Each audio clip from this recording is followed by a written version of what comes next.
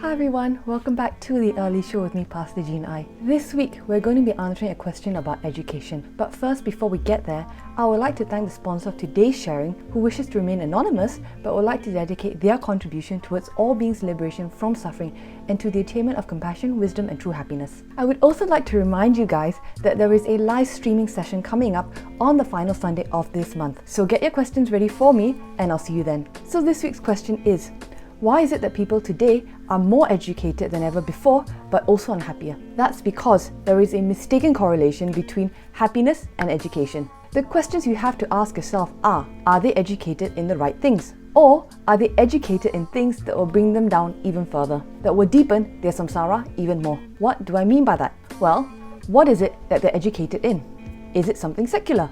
Are they well versed in the things that will increase their desire, that will deepen divisive thoughts, that will strengthen their sense of duality? Or are they educated in the things that will elevate them, that will prompt spiritual evolution, that will push them to grow and to develop their positive qualities and to reduce the ones that are causing suffering to themselves? Are they educated in things that will guide their conscience, that will compel them to do things that benefit others? Or are they educated in things that will grow their selfishness and their selfish mind and add to their desire, or fuel their anger and their ignorance? So that's the first thing. The other thing to consider is that just because we know a lot of things does not always mean that we apply them. A simple example is, how come psychologists and psychiatrists and therapists can have a fair amount of understanding of the human mind and human behavior, but they can still be unhappy, but they can still have dysfunctional relationships, but they can still cause pain to others?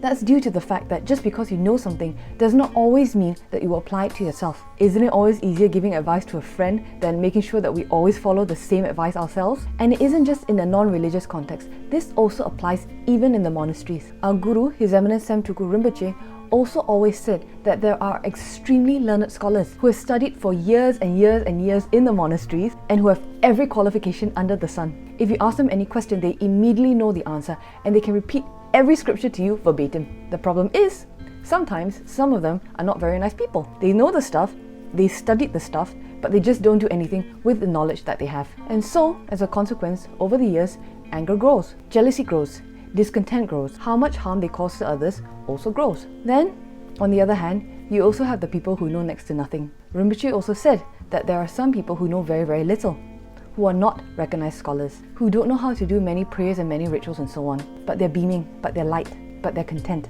but they're not unhappy, even in their old age. So there are two things at stake here in answering this week's question. Number one, that just because you know a lot of things does not mean that you know the right things. What are the right things? How to treat people properly, how to take on more and bear more for others, how to exchange that selfish mind into a mind that benefits others. Number two, just because you know a lot of things, just because you're educated in a lot of things, does not always mean that you apply it.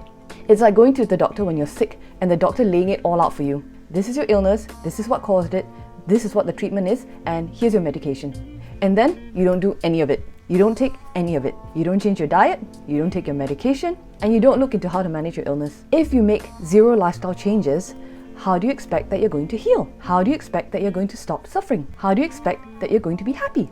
So that is how people can be more educated than ever before, but still be unhappy. They may know a lot of things, but they may not know the right things.